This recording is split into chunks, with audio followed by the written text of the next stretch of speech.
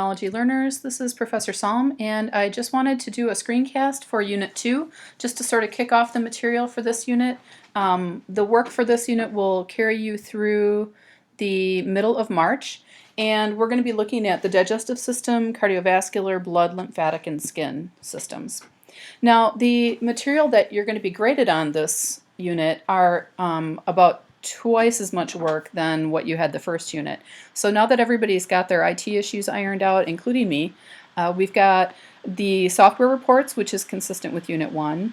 You have your exam, but then there's also the vocabulary voicemail and the clinical applications assignment. So all these things are going to need to be turned in before this 11:59 on Sunday, March 17th.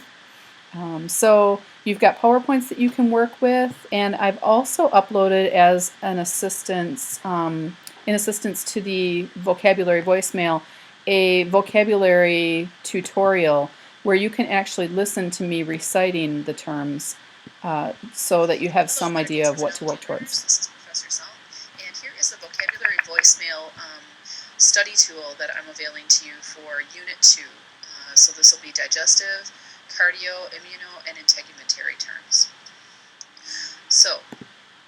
So I've got that recording ready to play, but let me just show you when you click on this vocabulary voicemail Dropbox. This is where I'll actually enter your grade.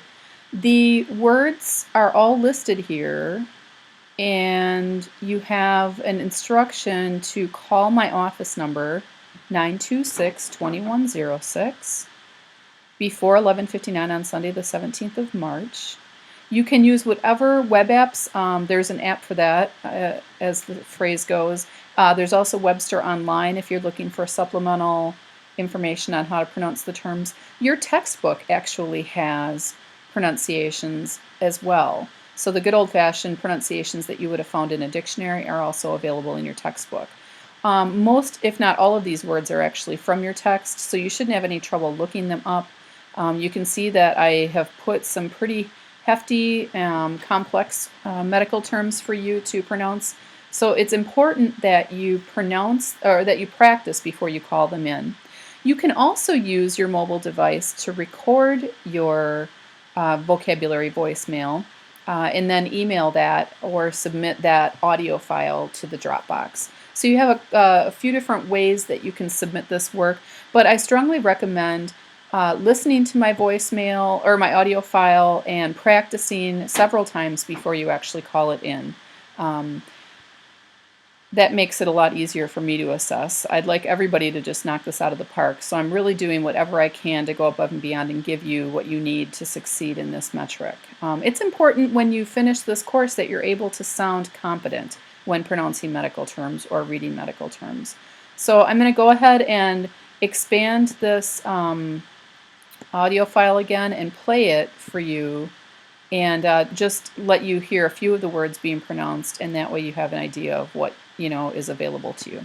Choledocholithiasis, gastrojejunostomy, gastroenteritis, pyloric stenosis, hyperbilirubinemia, hematochezia, cholangiopancreatography, pericardiocentesis. Okay, so you can see that I'm going through each of these, the medical terms for each of these organ systems and pronouncing them for you. So that should help immensely in getting you to ace that particular metric. Just the practicing is really up to you then.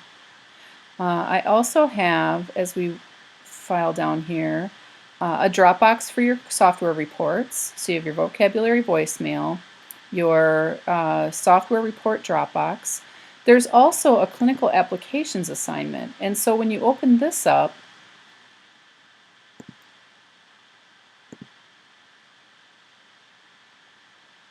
you are given a case.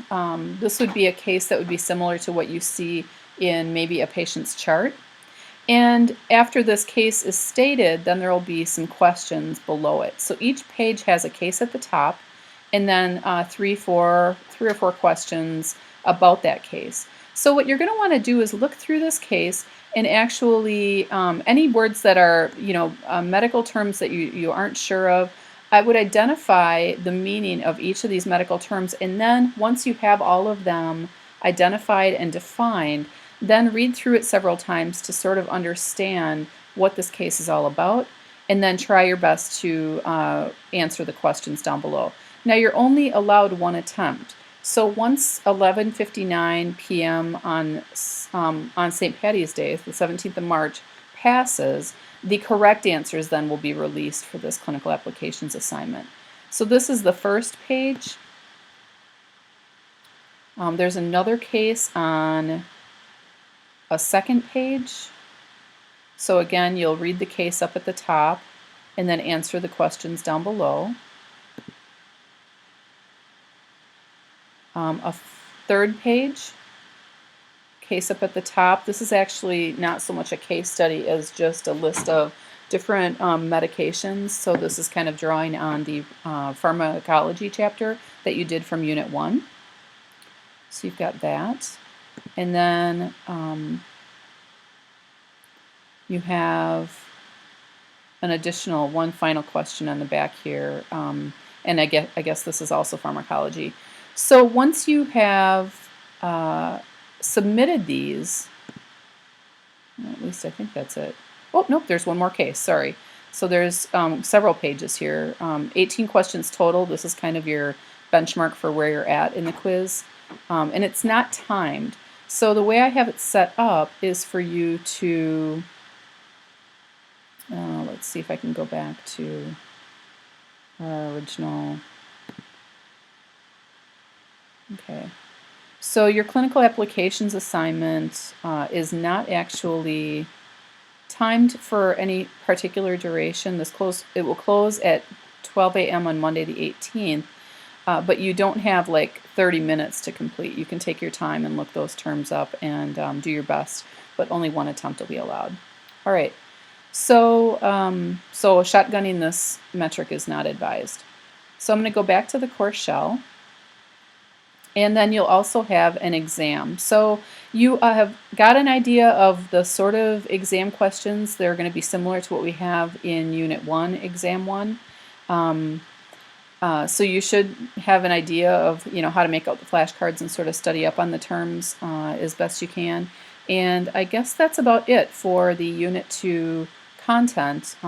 Hopefully this helps you understand what things you need to focus on in order to submit the work. You also have some check marks that you can place in front of the things as you submit them, so that's a great progress checker for students to use to make sure that you're on top of everything. And I look forward to seeing your work. If you have any questions, do not hesitate to call me, text me, email me.